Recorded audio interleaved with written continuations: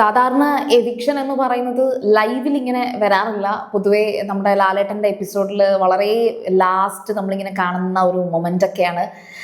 പക്ഷേ ഇന്ന് എപ്പിസോഡ് വരുന്നതിന് മുന്നേ എവിക്ഷൻ അത് ലൈവിൽ ഇങ്ങനെ കണ്ടിട്ട് പറയുന്നത്, സത്യം പറഞ്ഞാൽ ആ ഒരു സീൻ നമുക്ക് ഒരുവിധം അറിയാം നൂറയായിരിക്കും പോകുന്നതെന്നൊക്കെ നമ്മൾ കേൾക്കുന്നുണ്ട്. പക്ഷേ എനിക്കിത് ഭയങ്കര വിഷമം തോന്നിയ ഒരു എവിക്ഷനാണ്. കാരണം വെച്ചാൽ അത്ര നന്നായിട്ട് അങ്ങേയറ്റം ലോ ഗ്രാഫിൽ കിടന്ന, അതായത് ഇപ്പോൾ നൂറയേക്കാൾ ആദില എന്തുകൊണ്ടും മികച്ച മത്സരാർത്ഥിയാണ്, ആദില സ്ട്രോങ് ആണ്, ആദിലയുടെ ഷാഡോ ആണ് എന്നൊക്കെ കേട്ട് ഈവൻ അക്ബർ വരെയും, അക്ബർ എന്നല്ല എല്ലാവരും ഓൾമോസ്റ്റ് പറഞ്ഞിട്ടുണ്ട് നൂറ എന്താ അവിടെ ചെയ്യുന്നത്, പിക്നിക്കിന് വന്ന കണക്ക് ഭയങ്കര ജോളിയായിട്ട് ഹാപ്പി ആയിട്ട്, യെസ് ഹാപ്പി ആയിട്ട് വളരെ സന്തോഷത്തോടെ കളിച്ചും ചിരിച്ചും ടാസ്ക് കളിച്ചും മറ്റുള്ളവരുടെ കാര്യത്തിൽ അനാവശ്യമായിട്ട് ഇടപെടാത്ത, ഇനി അഥവാ വഴക്കുണ്ടാക്കിയിട്ടുണ്ടെങ്കിൽ തന്നെ റെനയുമായിട്ടുള്ള ഒരു വഴക്കൊക്കെ ആയിരുന്നു. നൂറ അതാണ്ട് ശക്തമായിട്ട് കയറി വരുന്നു എന്നൊക്കെ പറഞ്ഞിട്ടുള്ള നൂറ ഇന്ന് എവിക്റ്റ് ആയിരിക്കുകയാണ്. ഞാൻ സോറി പറയാണ്. ഞാൻ ഓൾറെഡി സോറി പറഞ്ഞിട്ടുണ്ട്. നൂറ ശരിക്കും പറഞ്ഞാൽ ഈ പറയുന്ന ടിഷ്യൂ പേപ്പർ ഒന്നും എടുത്ത് ഒളിപ്പിച്ച് ഈ പറയുന്ന അനുമോളെ ചതിച്ചിട്ടില്ല. ഓക്കെ, അപ്പം എന്തായാലും ശരി, ഒരു ഗെയിമാണ്. ആ ഗെയിമിനകത്ത് ഇപ്പം നൂറ എവിക്റ്റ് ആയില്ലെങ്കിൽ നെവിൻ എവിക്റ്റ് ആകും, ആ ഒരു തരത്തിലാണ് ഇപ്പൊ നിന്നിരുന്നത്. ആയിരുന്നു എന്ന് എനിക്കറിയില്ല. ഏതായാലും നെവിനും എനിക്ക് ഒരുപാട് ഇഷ്ടമുള്ള ഒരു മത്സരാർത്ഥിയാണ്. നെവിനും പോകുന്നതിനോട് എനിക്ക് താല്പര്യമില്ല. അതുകൊണ്ട് തന്നെ ആരെങ്കിലുമൊക്കെ പോയേ പറ്റൂ, ഒരാൾക്ക് കപ്പ് കിട്ടും, ആ ഒരു അവസ്ഥയാണ്.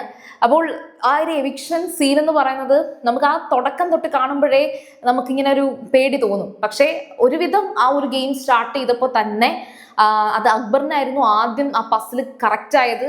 അക്ബറിന് അത് പസിൽ കറക്റ്റ് ആവുന്നതിനൊക്കെ മുന്നേ തന്നെ ആ ഒരു ടാസ്ക് തുടങ്ങിയപ്പോൾ തന്നെ നൂറ ഇങ്ങനെ തപ്പിത്തടഞ്ഞ് കുറെ കഷ്ടപ്പെടുന്നുണ്ടായിരുന്നു.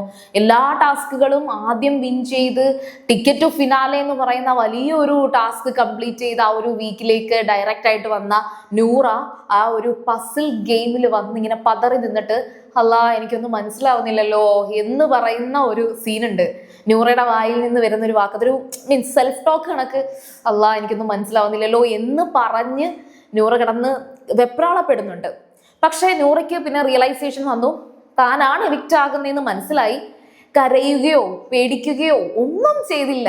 എനിക്ക് തോന്നുന്നു ആദിലയുടെ കൂടെ പോകാൻ റെഡിയായി നിൽക്കുന്ന നൂറയായിരിക്കാം മേ ബി ആ ഒരു മൈൻഡിൽ പെട്ടെന്ന് ആദില ഉണ്ടായിരുന്നെങ്കിൽ ആദില എടുത്ത് പോകണം എന്നായിരിക്കാം നൂറ ചിലപ്പോൾ കരുതിയിരുന്നത്. ഏതായാലും ആദിലയ്ക്കും നൂറയ്ക്കും ഈ ഒരു സീസണിൽ ഒരുപാട് സന്തോഷങ്ങൾ, ഒരുപാട് കാര്യങ്ങളിൽ സന്തോഷിക്കാം. ഒന്ന്, ഇത്രയും വരെ വന്നു. ഇപ്പം മിഡ് വീക്ക് എവിക്ഷനിൽ 2 പേര് പോയിട്ടുണ്ടെങ്കിൽ അത് നൂറ ആദില. അതുപോലെ ടിക്കറ്റ് ടു ഫിനാലെ അത് അവർക്ക് കിട്ടി. പിന്നെ അതുപോലെ തന്നെ ഇപ്പോൾ ഈ ഒരു ഫിനാലയിൽ പോലും എന്തായാലും ടോപ്പ് 7 ഉണ്ടെങ്കിൽ ഈ 2 പേരെ നമ്മൾ പറയും. കാരണം എന്ന് വെച്ചാൽ ബിഗ് ബോസ് സീസൺ 7 ആണ്, ടോപ്പ് 7 പറയും. പിന്നെ എല്ലാത്തിലും ഉപരി ഇവർ 2 പേരും പോലും ഏറ്റവും കൂടുതൽ സന്തോഷിക്കാൻ പോകുന്ന ഒരു കാര്യം എന്ന് വെച്ചാൽ, പ്രഡിക്ഷൻ ലിസ്റ്റിൽ നൂറയും ആദിലയും ഉണ്ടെന്ന് പറഞ്ഞ സമയം തൊട്ടേ പല കമന്റ്സുകളും വന്നിട്ടുണ്ട്. ഓക്കെ, തീരുമാനമായി, അവർ പോയി, അവർ സെപ്പറേറ്റ് ആകും എന്നുള്ള ഒരു ജഡ്ജ്മെന്റ്സ് ഒക്കെ ഒരുപാട് കമന്റ്സിൽ വന്നിട്ടുണ്ടായിരുന്നു. പക്ഷേ ഏറ്റവും നല്ല മത്സരാർത്ഥികൾ, മുമ്പും പിറകും പോയ 2 പേർ, അല്ലെങ്കിൽ അവർ 2 പേരും മിഡ് വീക്ക് എവിക്ഷൻ ആയിരുന്നു. എല്ലാത്തിനും ഒരു കണക്ഷൻ വന്നു എന്ന് വേണമെങ്കിൽ പറയാം. അപ്പോൾ ഏതായാലും ശരി, വളരെ തൻ്റെടത്തോടെ തന്നെയാണ്, ഒരു കരഞ്ഞ് നിലവിളിച്ചോ അല്ലെങ്കിൽ ഒരു പ്രശ്നവും ഇല്ല. എല്ലാവരുടെ അടുത്തും ഹഗ് ചെയ്തു. ഷാനവാസക്കാടുത്ത് ആദ്യം പോയി, അതിനുശേഷം അവിടെ അനുമോള് വന്ന് നിൽക്കുമ്പോൾ കൈ ഇങ്ങനെ വെക്കുന്നുണ്ടായിരുന്നു. ഞാൻ കരുതി എന്തെങ്കിലും പറയുമോ നൂറ, അങ്ങനെ എന്തെങ്കിലും പറയുമോ. ഒരിക്കലും നൂറ സത്യത്തിൽ അനുമോളെടുത്ത് വഴക്കിന് പോയിട്ടില്ല. അനുമോളെ കുറിച്ച് ആദിലെടുത്ത് നിങ്ങളത് എപ്പോഴും ഈ അനുമോളുടെ കുറിച്ച് പറയുമ്പോഴത്തേക്കും ഈ ഒരു വ്യക്തി വൈരാഗ്യത്തിലേക്ക് പലരും കമന്റ്സിൽ വരുമ്പോൾ ഞാൻ ആലോചിക്കും, എന്തിനാണ് ആദിലിനെയും നൂറിനെയും ഇങ്ങനെ ബ്ലെയിം ചെയ്യുന്നത്? അവരാകെ കൂടി അവരുടെ ഗെയിമിൽ കോൺസെൻട്രേറ്റ് ചെയ്തിട്ടുണ്ട്. അവർക്ക് ജയിക്കണം. അവർ സത്യം പറഞ്ഞ അനുമോളുമായിട്ടുള്ള ഫ്രണ്ട്ഷിപ്പ് ഒരു പരിധി വരെ ഇവർ 2 പേരും ഫെയിം കണ്ടിട്ടല്ല. അനുമോൾക്ക് സ്ക്രീൻ സ്പേസ് കിട്ടും, അനുമോൾക്ക് ആ ഒരു സെലിബ്രിറ്റി സ്റ്റാറ്റസ് ഉണ്ട്, അല്ലെങ്കിൽ ആ ഒരു ഇതില് ഇവരുടെ ഫെയിമിന് വേണ്ടിയിട്ടല്ല, ഇവർക്ക് നിലനിൽക്കണം എന്നുള്ളത് കൊണ്ടാണ്. പുറത്ത് നമുക്കറിയാം അനുമോളുടെ കൂടെ നിൽക്കുന്നത് കൊണ്ട്, അനുമോളുടെ ഫ്രണ്ട്ഷിപ്പ് ഉള്ളത് കൊണ്ടൊക്കെ അവർക്ക് വോട്ട് കിട്ടിയിട്ടുണ്ട്. അത് മാത്രമല്ല, ഈ പറയുന്ന മറ്റേ അനീഷുമായിട്ട് ഏറ്റവും നല്ല ഫൈറ്റ് ഉണ്ടാക്കിയ സമയത്ത് നൂറയുടെ ഗ്രാഫ് താഴെ പോകുമെന്ന് എല്ലാവരും കമന്റ് ചെയ്ത സമയത്ത് പോലും നൂറയുടെ ഗ്രാഫ് താഴെ പോയി. നൂറയല്ല, ആദിലയും അനീഷും തമ്മിൽ 2 ആഴ്ച മുടിഞ്ഞ വഴക്കായിരുന്നു. ആ സമയത്ത് ആദിലയെ ആരും തന്നെ താഴോട്ടാക്കിയിട്ടില്ല. ആ ഒരു ഫൈറ്റ് ഒക്കെ എല്ലാവരും ഏറ്റെടുക്കുകയാണ് ചെയ്തത്. ഒരാഴ്ച കഴിഞ്ഞപ്പോഴത്തേക്ക് ഷാനവാസ് പറഞ്ഞതുപോലെ ബോറായി തുടങ്ങി, ഇത്രയേ ഉള്ളായിരുന്നു. എന്നുവെച്ചാൽ ഒരു ഇമ്പാക്ട് ഉണ്ടാക്കിയിട്ടുണ്ട്. പിന്നെ അതുപോലെ കുറെ അധികം ആദിലയുടെ ആണെങ്കിലും ആദിലയുടെ കുറെ അധികം ട്രോൾ ആയിക്കോട്ടെ, troll means in the sense Adila പറഞ്ഞിട്ടുള്ള പല മാസ് ഡയലോഗ്സ് ഇതെല്ലാം നമുക്ക് ഓർത്തിരിക്കാൻ പറ്റും. എന്തായാലും ശരി, ഒരു വല്ലാത്ത വീക്ഷണമായി പോയി. ദെൻ ഫൈനലി നൂറ എല്ലാവരുടെ അടുത്തും യാത്ര പറഞ്ഞതിന് ശേഷം ആരെയും കുറ്റമൊന്നും പറയാതെ അനുമോളടുത്ത് പറഞ്ഞൊരു കാര്യം, നന്നായി മത്സരിച്ച് കപ്പും കൊണ്ടുവാ എന്ന് പറഞ്ഞു. ബാക്കി എല്ലാവരുടെ അടുത്തും പറയുന്നുണ്ട് എല്ലാവരും കൂടെ കപ്പും കൊണ്ടുവാ എന്ന് പറയുന്നുണ്ട്.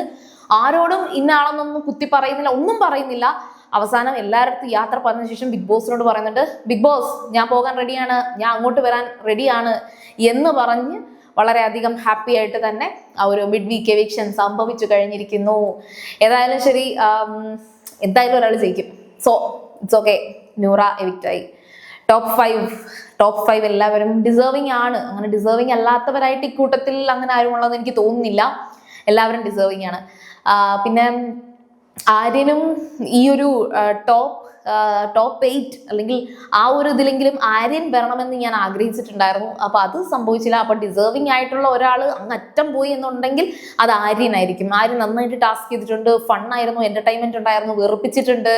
പിന്നെ വെറുപ്പിക്കൽ മാത്രമായിരുന്നില്ല, പല ജെനുവിൻ ആയിട്ടുള്ള പല കാര്യങ്ങളും ചെയ്തിട്ടുമുണ്ട്. അങ്ങനെ കുറെ കാര്യങ്ങൾ ആര്യനും ഉണ്ടായിരുന്നു. എനിവേ, അപ്പോ ഇനി അടുത്തത് എന്താണെന്ന് നമുക്ക് നോക്കാം. ഇപ്പൊ എവിക്ഷൻ കഴിഞ്ഞു, ഇനി 5 പേരാണ്. ഇനി ഇവർക്ക് മിക്കവാറും വലിയ ലൈവോ വലിയ കാര്യങ്ങളോ കോണ്ടന്റോ കാണത്തില്ലായിരിക്കും. ഇനി ഇവർ ഗ്രൂം ചെയ്യാനൊക്കെ പോകുന്നതായിരിക്കാം. സോ എല്ലാവർക്കും ഓൾ ദ ബെസ്റ്റ്. നമുക്കിനി ഗ്രാൻഡ് ഫിനാലയിലായിരിക്കാം മിക്കവാറും. ഞാനിങ്ങനെ ഓരോ തവണയും കൺക്ലൂഡ് ചെയ്യുമ്പോൾ ഇനി കൂടുതലൊന്നും കാണത്തില്ല എന്നൊക്കെ കരുതിയാണ് കൺക്ലൂഡ് ചെയ്തത്. പക്ഷെ എന്തെങ്കിലുമൊക്കെ കാണുമായിരിക്കും. അപ്പോൾ ഓക്കെ, നിങ്ങൾ ആദ്യമായിട്ടാണ് സീരിയൽ ഗ്രാൻഡ് കാണണമെങ്കിൽ ഉറപ്പായിട്ടും ചാനൽ ഒന്ന് സബ്സ്ക്രൈബ് ചെയ്തിട്ട് കാണുക. ആ വീഡിയോ ഇഷ്ടപ്പെട്ടാൽ ലൈക്ക് ചെയ്യുക, കമന്റ് ചെയ്യുക, ഷെയർ ചെയ്യുക. അപ്പോൾ ഞാൻ പോയി വരാം. ബൈ.